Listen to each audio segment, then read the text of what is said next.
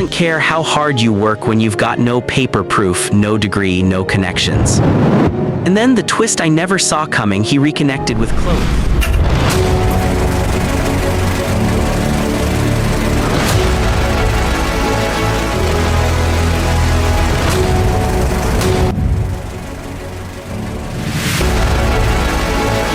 And then the twist I never saw coming, he reconnected with Chloe.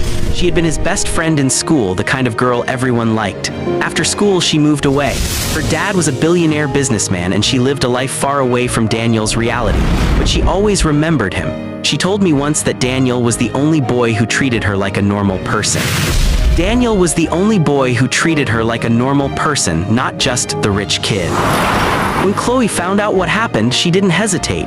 She got him into a rehabilitation program first, then helped him train in skills he was good at, mechanics, welding, and later, project management. She used her connections, yes, but she didn't hand him things for free.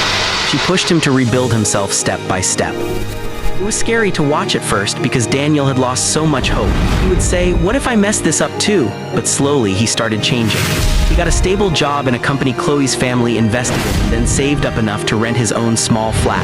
Within a few years, he was managing a team of workers, ironically, people with the same kind of background he came from. I think the most emotional part for me was the day he stood up at a community event and told his story. He said something that stuck with me forever. Dropping out wasn't the mistake.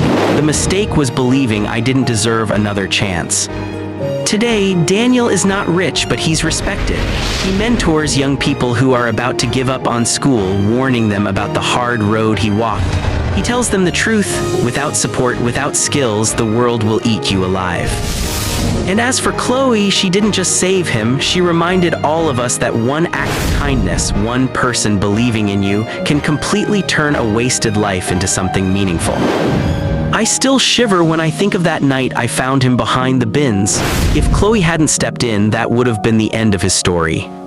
Instead, it became the beginning of a second life. What lessons do you think this story teaches us? Please let's see it at TGE comment section. Until we meet again on our next episode, remain blessed.